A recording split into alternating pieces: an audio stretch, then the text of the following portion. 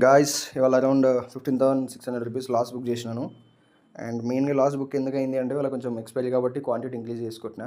So 2 ఎస్ఎల్స్ hit అయిపోయినాయి. నాకు first bank Nifty ఒక సింగిల్ పీఈలోనే 10,000 రూపీస్ లాస్ వచ్చింది ఒకటే ఎంట్రీలో.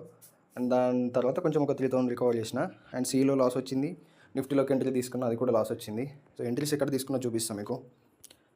సో యాక్చువల్గా ఎందుకు నేను వాళ్ళ క్వాంటిటీ ఇంక్రీజ్ చేసిన, ఎందుకు రిస్క్ చేసిన అంటే 2-3 డేస్ నుండి ప్రైస్ అనేది ఈ రేంజ్లో ఉంది.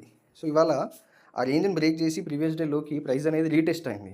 అండ్ వీక్లీ చార్ట్లో కూడా ఒక హాల్టింగ్ పడింది, డోజీ టైప్ క్యాండిల్ వచ్చింది. సో అందుకని చెప్పేసి నేను ఇవాళ రిస్క్ చేసిన. బట్ అది వర్కౌట్ అవ్వలేదు, నేను అనుకున్న మూవ్ రాలేదు. సో నాకు ఫస్ట్ ఎస్ఎల్ క్రెడిట్ అయిపోయింది. దాని తర్వాత ఇమీడియట్గా డౌన్ సైడ్ ఫెయిల్ అయింది అని చెప్పేసి తింపి కొట్టినాను సి సైడ్. అండ్ దానికి కూడా ఎస్ఎల్ ఇచ్చేసిన. సో నాకు ఆ 2 ఎంట్రీస్లోనే మేజర్ లాస్ వచ్చింది. నిఫ్టీలో యాక్చువల్గా డౌన్ సైడ్ మంచి ఫాల్ వచ్చింది, బట్ బ్యాంక్ నిఫ్టీలో రాలేదు. అండ్ దాని తర్వాత నిఫ్టీలోకి ఎంట్రీ తీసుకుంటే అది కూడా ఎస్ఎల్ఎట్ అయింది. దాని తర్వాత మూమెంట్ లేదు అని చెప్పేసి చేయలేదు. ఓవరాల్గా లాస్ట్తో అయితే వాళ్ళు క్లోజ్ చేసి